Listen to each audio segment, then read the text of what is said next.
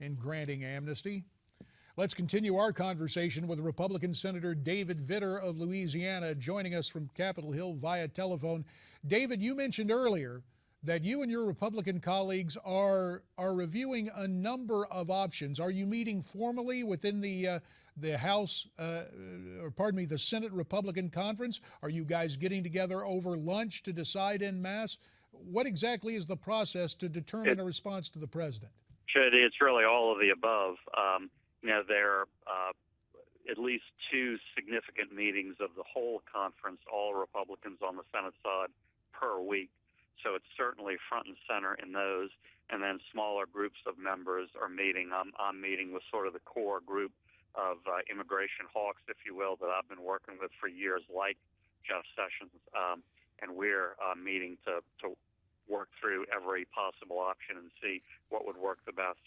Well, obviously, there is the I word out there, but that seems doubtful. Let me talk about something Ted Cruz was quoted as mentioning to Politico, and that is, of course, obviously, the Senate has unique power to confirm cabinet-level appointees, other important presidential appointees, and a variety of federal judgeships. Is it conceivable that you folks would just put a prohibition on the review or confirmation of any presidential appointee who is supposed to come before the Senate?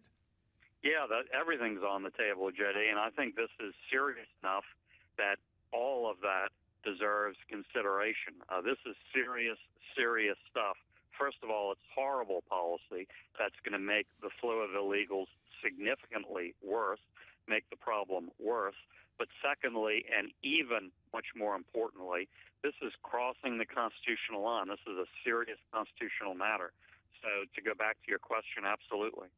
I'm interested in the dynamics of the Senate Republican Conference. Obviously, 4 members of the Gang of 8 were Republicans, including John McCain of Arizona. And then you've had the border hawks. David, in your mind, is the Senate Republican Conference united in stopping the president with this executive order? Well, I'd say what's happened with illegal immigration in the last 8 months has united us more than ever on the issue.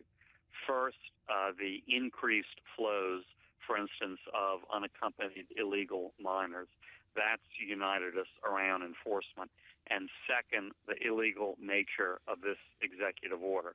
That's united us on the issue. Now, having said that, there's still a big discussion about exactly how to try to block this and push back. And that's not resolved by any means in terms of exactly what we do. But compared to the episode when the Gang of 8 bill unfortunately passed the Senate, yes, we're far more united. David, about 2 minutes remain in this particular segment. Again, we thank you for your time. Yeah, thanks for the invite.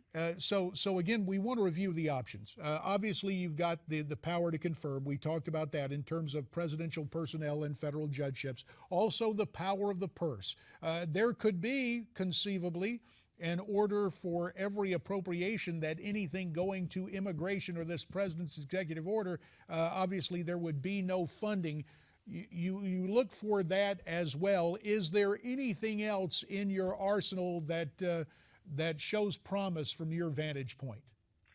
Well, in that category, there are a lot of different ways to do that, including, taking out the Homeland Security Appropriations bill and treating it differently than everything else, and so limiting the debate to that bill.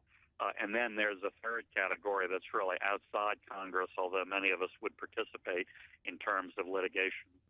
Now, the notion of litigation, with the minute that remains, obviously it's important to have the courts weigh in, but the lag time, if the president moves forward tonight, what can happen tomorrow to stop him? 1 minute left. Well, you're right, JD. Litigation is not at all appealing in that sense, just because it takes way too long. It takes 2 years to go to the Supreme Court at least. So that might be an important thing to do, but certainly wouldn't be the only thing to do by any means, and certainly wouldn't be the thing that could have the most direct and immediate impact. Senator David Vitter, 30 seconds remain. You may be Louisiana's senior senator following the runoff next month. What's your take on your colleague-to-be, Bill Cassidy? Is he ahead? going to win? I think I will be, and I think Bill's going to win, although we're taking nothing for granted. That runoff election is Saturday, December 6th. And I have to tell you, illegal immigration has been a huge issue in that race. Bill has acted strongly with me on many of these pro-enforcement measures. Mary Landrieu has not voted, for instance, for the Gang of Eight And bill. we So will that's have been to an leave it important right issue. there. Dave Thanks, Vitter, Jenny. as always, we appreciate your help this morning from Capitol Hill.